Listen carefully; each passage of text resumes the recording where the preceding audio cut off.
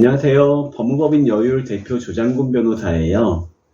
제가 5년 전에 좋은 변호사 선임하는 방법이라는 영상을 찍었는데요. 그 조회수가 10,000회가 넘었더라고요, 보니까. 그래서 그 사이에 제가 이제 법무법인 설립하고 이런저런 경험들 쌓였을 건데, 예전에 너무 즉흥적으로 그냥 제가 있는 대로 막 얘기하다 보니까 조금 이번에 제가 내용을 충실하게 업데이트 한번 해보고 싶었어요. 그래서 여러 차례 제가 조금 대본이라고 말하기는 좀 뭐하지만 조금 쓰다 보니까요. 꽤 몇 차례에 걸쳐서 나눠서 얘기해야 될 것 같긴 하더라고요. 자, 이제 어떤 변호사, 좋은 변호사일까 할 때 첫 번째는 실력 있는 변호사가 제일 중요하다 생각을 해요. 실력. 예전에는 사법시험을 봤잖아요. 제가 학교 갈 때는, 사실 1차 한 5,000명 뽑았는데, 한 10대 1 이상 됐던 것 같아요. 유효 경쟁률 10대 1 정도 됐고, 예전에는 지금하고 달라서 문과에 인재가 많았잖아요. 법대가 제일 좋았던 시절이니까, 옛날에는. 그리고 2차 시험도 한 1,000명 뽑을 때도 5대 1 정도 됐던 것 같아요. 자, 그러면은 정말로 합격 쉽지 않았죠. 저는 법대에 다닐 때 합격했을 수도 있었을 것 같은데, 좀 기회를 놓치고, 이후에 실력은 좋아졌는데, 시험은 계속 떨어져요. 그래서 다 보니 책을 참 많이 읽었죠.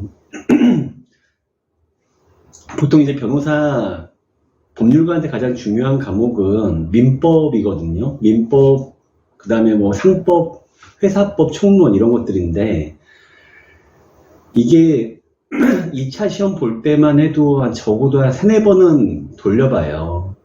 그런데 한 10여 년 공부했다 치면 5년만 공부해도 수십 번, 10년 하면 더 많이 읽고 많이 읽죠. 자, 근데 그 기본기가 중요한 이유가 그 기본기를 어느 정도 상태냐에 따라서 그 사건을 어떻게 해결할지에 대한 시각이 달라진다는 데 있어요. 자, 이게 조금 뒤에 드릴 말씀인데 좀 말씀드리면, 우리가 이 세상에 벌어나는 일들을 가지고 그거를 뭔가 법적으로 해결하는 역할을 맡는 게 변호사잖아요. 자, 그러면 무슨 교과서에 있는 사례 이런 게 아니에요. 벌어져 있는 여러 가지 증거들, 사실관계들이 막 이렇게 세상에 떠다닌단 말이에요. 그러면은 그거를 우리 의뢰인에게 유리하게 포커스를 맞춰야 되는 거죠. 근데 그 부분에서 실력 기본기가 없으면 어떤 사실관계, 어떤 자료가 중요한 의미가 있는지를 잘 모르는 경우가 있어요. 그래서 실력이 중요한 거거든요. 자, 이제 정말로 기본기가 중요하고요. 우리 예전에 친구가 결국은 이 영상 볼지 모르겠는데 지금 잘 연락이 안 되긴 하는데요. 이제 시험이 안 되고 결국은 다른 미국 변호사 하던 친구인데 저랑 친한 친구였어요. 지금도 친하다 생각은 하는데 연락이 안 오죠. 자, 근데 그 친구가 민법 총칙 읽는 게 뭔 의미가 있어 이런 얘기를 언젠가 한번 술 먹다 하더라고요. 근데 그거는 정말 그렇지 않고요. 실제 소송을 하는 변호사는 민법 총칙의 법리를 인용하는 경우 되게 많아요. 그래서 예전에 제가 봤던 책들 중에 곽윤직, 민법 총칙 이런 책들도 있는데, 사실은 나중에는 그냥 안 봐도 돼서 그냥 어머니한테 버려달라고 했는데 어머니가 보관하고 계시더라고요. 근데 곽윤직 민법 총칙 그거 지금도 인용해요. 물론 인용할 의도가 있죠. 보통 민법 주회 이런 것들 조금 실무가들도 참여된, 교수들 참여된 그런 많이 보는 책들이 있긴 한데요. 가끔 민법 총칙 곽윤직을 인용할 때는 약간은 나 이렇게 옛날부터 공부 좀 많이 했던 사람이다라는 걸 약간 드러내고 싶을 때 인용할 때가 있어요, 저는.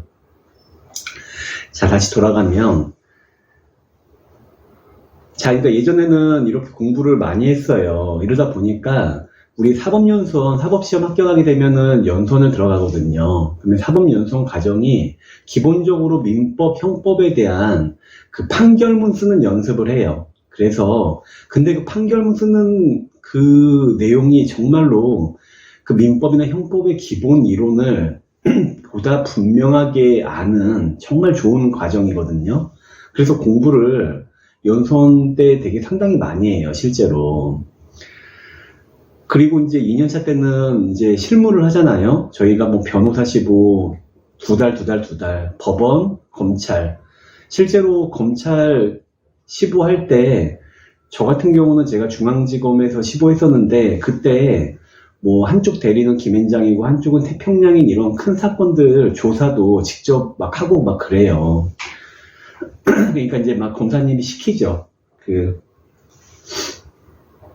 그래서 그런 거 사실은 지금보다는 더 내실 있는 아마 수습이 됐을 거고요. 이제 그러고 나서는 사실 변호사 할 때 제 개인적인 경험으로는 한 2년 정도? 2년 반? 그 정도 경험을 쌓으면 정말로 그냥 법률가로서 손색 없어요. 라고 저는 생각하는데, 근데 지금은 이제 세월이 변했잖아요. 그 로스쿨 입학하시는 분들도 그렇고 합격하시는 분들도 그렇고 정말로 뛰어난 분들 많으시더라고요. 근데 이제 제가 지금 드리는 부분은 오해하시면 안 되는데 뭐가 뭐 좋다, 뛰어나다 이런 얘기를 하는 게 아니라 기본적으로 합격을 위한 공부량이 다르다는 거예요. 로스쿨 합격, 사법시험 합격, 기본적인 공부량이 달라요. 그러다 보니까 이제 로스쿨 들어갈 때는 보통 학점이 엄청 나잖아요. 로스쿨 합격하신 분들은 정말 열심히 살았던 분들이에요. 가기 위해서도 학점 정말 관리 잘하셨고, 그 시험도 뭐 패스해야 되잖아요. 로스쿨 들어가는 시험도 봐야 되고, 또 거기서 또 이제 3년인데, 그 짧은 기간 안에 뭐 민법, 형법, 헌법, 그 다음에 뭐 소송법들 2개, 상법, 뭐 이런 행정법, 이런 거 다 해야 되니까, 근데 다 할 수가 없죠. 그러니까 저는 좀 나중에 제가 고대 로스쿨 1, 2기 분들 그 멘토 역할을 했던 때가 있는데 그때 좀 깜짝 놀랐어요. 뭐냐면 로스쿨 도입 취지가 약간 또 새는데 이거 말씀드릴게요. 정말로 뭐 다양한 경험을 가진 분들이 이렇게 정말 다양한 경험 분들이 합격을 하게 됐죠. 좋은 거예요. 근데 그분들이 시간이 없다 보니까 합격을 위해서 옛날에 고시촌에서 듣던 그 학원 테이프 같은 것들 위주로 교과서 제대로 저는 그 얘기 듣고 깜짝 놀랐어요. 정말 그 우수한 로스쿨인데 민법 이래도 못하고 실제 시험을 봐요. 그래서 저는 답안지를 봤을 때 정말 이 답안지는 제가 생각할 때 대학교 3학년 1학기 답안지도 안 될 것 같은데 그분들이 로스쿨 합격하더라고요. 그래서 좋은 로스쿨이었어요. 다 뛰어난 학부 분들이고 제가 보던 9분이 서울대였고 1분이 카이스트인가 그랬어요. 고대 로스쿨은 당시에.